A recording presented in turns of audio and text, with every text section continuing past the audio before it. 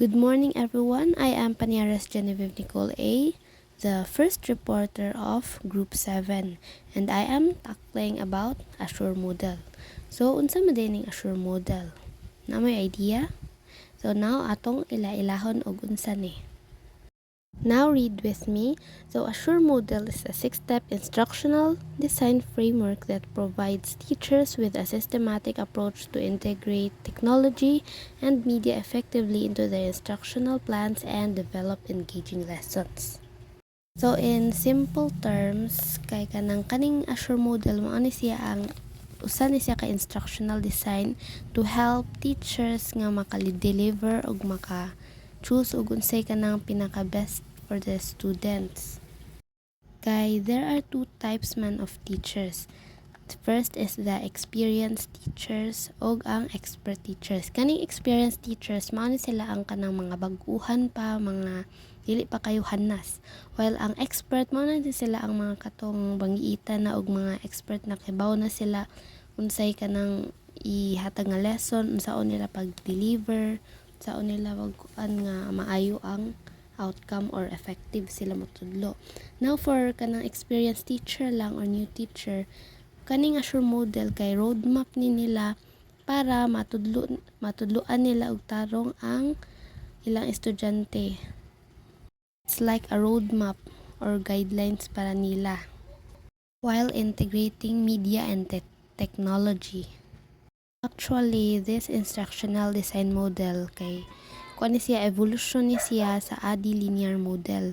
Pasabot sa linear no kay one way ra siya. While ang kaning Azure kay nagkuan na siya tan-aw na siya kung sa feedback sa kanang learners. O kaning Azure model kay dili ni siya parehag meaning sa kanang word nga assure or kanang assurance, di na siya kuan. Kaning Azure kay naa ni siya mura ni siya kuan acrostic kay kanang na meaning A S S U R E. Now let's know about the 6 steps of Azure Model. So first is analyze learners. Understand the characteristics, needs, and learning styles of your students. Mao ni ang pinakauna kay mao man ni siya ang pinaka-importante sa tanan. Kaysa before ka mo dito lesson dinha, dapat ila-ilahon sa nimo imong mga learners or imong mga estudyante. Why? Is it still kanang needed or necessary? Of course, yes. Kay kung wa ka kaila sa imong students, wa ka kahibaon sa mga preferences nila, mga kanang gituhuan, mga kanang learning styles, dili ka sabot nila or dili ka tailor sa ilang mga needs. Kay di ba ang mga students lahi man. So in the next slide mao ni siya ang mga dapat nato hibaw-on. First is kanang general characteristics nila like grade level, age, sex, mental, emotional, physical or social problems. Dapat may baon nato unsa sila nga level na. Kung sa ba ni kanang grade 7 pa ba ni, grade 8 na or senior high unsa ni siya dapita or unsa ni kanang pila na edad nila ug sex, babae ba laki, ilang mga problems. Dapat may baon gyud na nato para makailata nila. Next is their competencies, the prior knowledge, skills, attitudes. So kaning prior knowledge diri na musod ang diagnostic assessment no sa kung sa assessment in learning pa nga atong hibaon kung asa sa nakataas ang ilang nahibaw-an or asa pa sila dapita. Diri sa analyze learners gid no, we should not assume nga ang atong tanang students kay pareho ra sila tanan. According gud ni Howard Gardner na 8 multiple intelligences na ay uban nga bansay sa music, na ay verbal or bansay mamaba, na ay kanang mga kinesthetic, bansay sila sa ilang bodily movement, na ay bright academic, na ay bright uban nga mga sa lahi nga paagi sad. Niya ilang mga skills, ilang reading skills kay naaway uban sa especially high school kay dili pa kay basa. So dapat atong may baon kung kinsa na silang mga studenta. Kay ato na silang fokusan kay unsaon nila pagkasabot sa lesson nga atong gipang tudlo kung di man din na sila kay basa. So ang tanang learners na ilahi nga mga learning styles ang uban kay sa visual, ang uban sa auditory, ang uban sa kanang ilang suwaton mas makasabot sila. So dapat mabaw-an gyud na nato kung unsay style sa atong estudyante para makiter nato sila og mas effective atong teaching. Next kay ang state objectives. Clearly define what students will be able to do after completing the instruction. So sa teaching no, kaning pag-state objectives o pagkahibaw kung unsay imong gusto ma-achieve, dapat kanang makahibaw gid ka ani or imo gyud nang ibutang no. You need to know what you want to achieve in a certain lesson. Kay kaning usa ka topic daghan broad kay ni siya. So dapat kibaw kag unsay imong goal nga gusto abton. You need to be specific as possible. Dapat ang imong objectives kay smart no, katong specific, measurable, attainable, R niya T. And as you can see sa screen na atay audience, behavior, conditions ug degree. Mao ni ang dapat nato ibutang sa atong objectives. Kaning kuan audience, mao ni siya ang who or si kinsa, mao ni ang mga learners, the objective targets. Then ang behavior kay ang what or ang unsa, the observable action learners will perform. Niya ang condition is the how, the circumstances or tools provided for the behavior. Ug ang degree kay how much, the level of proficiency expected in the performance. Now for better understanding, I will give an example. So kani example ni sa kanang objectives nga at the end of the lesson the students will be able to then write clear learning objectives using the ABCD method. Example ra ni siya. So kanang identify ko no, try ninyo kung asa ang audience ni, asang behavior, asa ang condition ug degree. Okay, pause for a while then balikan ni. So karon mao na ni ang answer. So kaning yellow audience, kinsay audience? So ang students. Kay pwede man ang imong kanang audience kay kung naa ka sa lahi nga target audience nimo pwede lahi. Then behavior sad unsa man i-write niya unsa may condition niya using the ABCD method to what degree. So dapat clear ingon ana na siya ha. So now let's move on to the second S of the Assure model, which is the select methods, media, and materials. So choose appropriate teaching strategies, technology, media, and other sources that align with the objectives and learner analysis.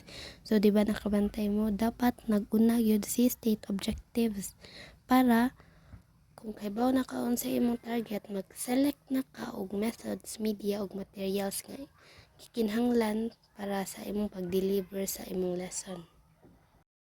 So example aning select methods, media, and materials kay for example na nakay objectives kanang unsa may imong gamiton ani mag kuan ra ka Manila paper ra ka or mag-integrate ka og media kay di ba kaning Assure model nag-integrate mo gid siya with technology. So kanang magkahoot ba ka unsaon nimo mag Google Forms ka sa imong estudyante, unsa nga mga materials imong gamiton nganana. Now nanata sa U. So U is for utilize media and materials. Prepare and use the selected media and materials focusing on effective delivery. So kung nakaselect na ka og methods, media, and materials, mag-utilize na ka sa imong mga gipampili nga gamiton. So mao ni ang mga utilization procedures. So first is preview the materials. So before na nimo i-present dito sa sa imong klase, dapat imo sanang i-check kung magamit ba gyud na. Example sa rough carpentry kay magpa-hands-on ka sa imong mga estudyante, manghuwam ka dito sa og kanang miter saw. Karon dili man na nimo pwede i-present dito sa imong estudyante dayon nga gamitan ini ninyo, dili man na inana.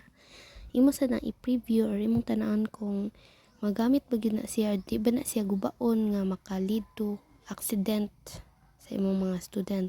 Pero kay kuan man ta no, technology for teaching, example ana kay nagbuhat ka og kahoot para sa imong mga estudyante. Dapat imo sa nang i-try kung mo gana ba na, dili kay imo lang nang i-send din dito niya dito pa ka magkara-kara kay dili day mo gana ang imong gibuhat nga kahot or unsa baron. Next is practice the presentation. So dito ta sa kahot magkuan lang mag-example kay kuan man ta technology. So sample imo sa nang praktisan kung maayo ba gyud na siya, dili ba mulag, dili ba makalit lag kawagtang no. Yeah, kaning prepare the environment atong example ani kay katosan nasang may terso.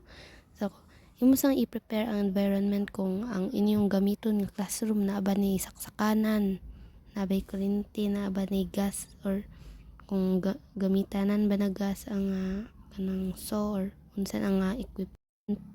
Lastly is i-present na nimo ang material kung nakahuman na kaning tanan nga naa sa ibabaw, preview, kanang practice o prepare. Imo na i-present dito sa imong klase.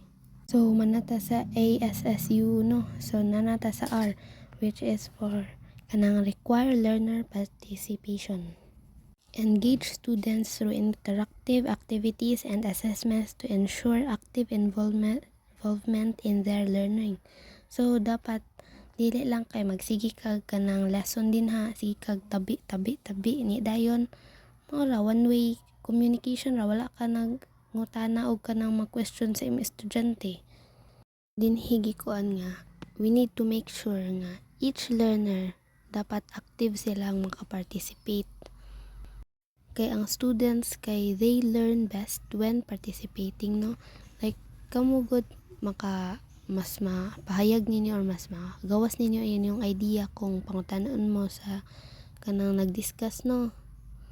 Kanang magsige ra kag kanang paminaw. We need to kanang pay close attention sa atong mga students or sa mga learners. And we should make sure nga naa sila nakatunan. Wala lang kay nagsigira na sila paminaw din ha, kay may bawaan man nimo na kung naminaw ba gyud na siya kung imong pangutanon, kay ang uban kay di ba minaw lutang ra na. Just like what John Dewey said nga student participation is a central part of the instruction. Kay di ba kung pangutanon ta sa atong teacher sa nag-discuss niya makatubag ganita murag maka-feel ba sa taog something nga good nga nakat-on sa data, murag mo taas sad ang confidence sa learners niya, kanang active sad siya sa klase no. So lastly we have the evaluate and revise. Assess the effectiveness of the lesson and student performance, then make revisions to improve future instruction. So kung human na ka atong ASSUR, i-evaluate na nimo imo na kunan kung kanang effective ba ka ni akong lesson, makasabot ka akong mga estudyante, mura ni siya pag-reflect ba.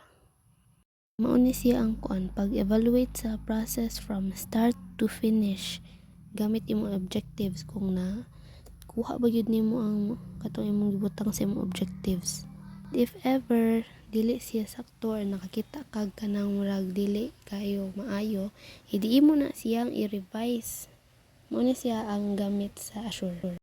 So, ang Assure model no ensures quality instruction and successful learning outcomes, especially for technology-driven lessons by enabling educators to tailor instruction, integrate technology, promote engagement, and continuously improve their teaching practices. So, nakasabot ra ang tanan. So, akong ibalik ang Assure model mao dinhi siya ang guidelines or roadmap sa mga maestra para ma-deliver nila tarong ang ilang lesson or topic. Ano siya kay kanang step-by-step procedures pasabot di pwede ni magbali ha.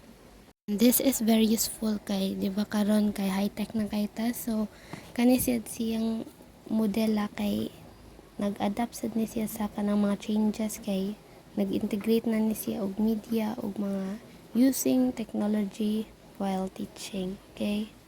That's all for my report. Thank you and God bless.